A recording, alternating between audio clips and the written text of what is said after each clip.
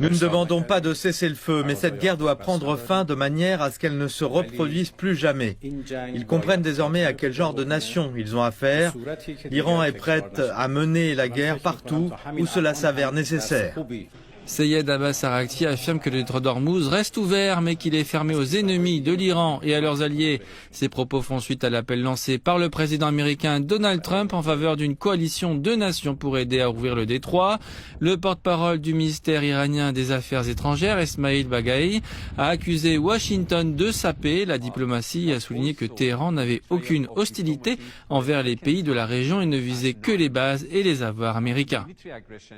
Alors là, c'est un démenti de la part de l'Iran et de son ministre qui vient expliquer que l'Iran n'a jamais demandé un cessez-le-feu, malgré ce que raconte Donald Trump en permanence. Il ne faut absolument pas écouter ce que raconte Donald Trump, c'est un conseil. Il se contredit toutes les 2 secondes et même aux États-Unis, les télés sont en train de se foutre de sa gueule tellement il raconte tout et son contraire en l'espace de 24 heures.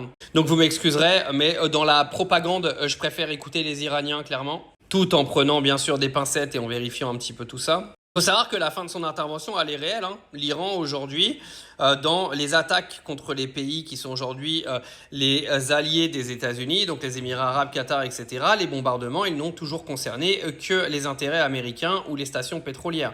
Ça n'a jamais été sur les civils, comme le fait Israël et comme l'ont fait les Américains en tout début de conflit en tuant 170 gamins.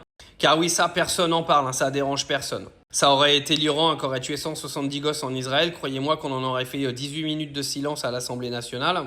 Mais bon, vu que c'est les Américains et les Israéliens qui ont tué les gamins iraniens, c'est pas grave. Parce que quand vous regardez bien, aujourd'hui aux Émirats, les gens ils continuent à vivre normalement. Avec la guerre, avec les bombes qui font des bruits, etc. Mais il n'y a aucune bombe qui touche vraiment le sol, par exemple à Dubaï, et qui a tué des gens. Il y a juste apparemment un travailleur pakistanais qui a reçu un débris de drone sur le quartier d'Al-Barsha, si je me souviens bien. Mais c'est un débris, c'est-à-dire que c'est même pas un endroit qui a été visé par justement l'armée iranienne. L'Iran n'abdiquera pas. L'Iran n'abdiquera pas. En plus, il y a plein d'indices qui montrent aujourd'hui que Donald Trump est en train de voir tout ce qui est censé l'aider disparaître, comme ses alliés de l'OTAN, par exemple, qui ne veulent absolument pas rentrer dans ce conflit avec l'Iran, qui préfèrent largement que le conflit se règle diplomatiquement, ce qui serait la voie la plus intelligente.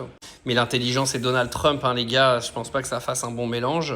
C'est oufissime le soutien qu'il y a à l'Iran au passage sur les réseaux sociaux. Moi, je suis assez choqué, je vous avoue, parce que le régime des mollahs, les gars, c'est quand même un régime qui est absolument pas acceptable sur cette planète et Donald Trump a réussi à les rendre sympathiques. C'est ça qui est le plus fou dans cette affaire. La question que nous, on se pose et qu'on n'a pas vraiment la réponse, c'est jusqu'à quand l'Iran peut tenir défensivement comme ça. Est-ce que l'Iran peut tenir plusieurs mois, voire plusieurs années contre Israël et les États-Unis en termes de militaires ? Ça, c'est la question que tout le monde se pose. Jusqu'à l'heure d'aujourd'hui, ils ont prouvé qu'ils étaient largement présents.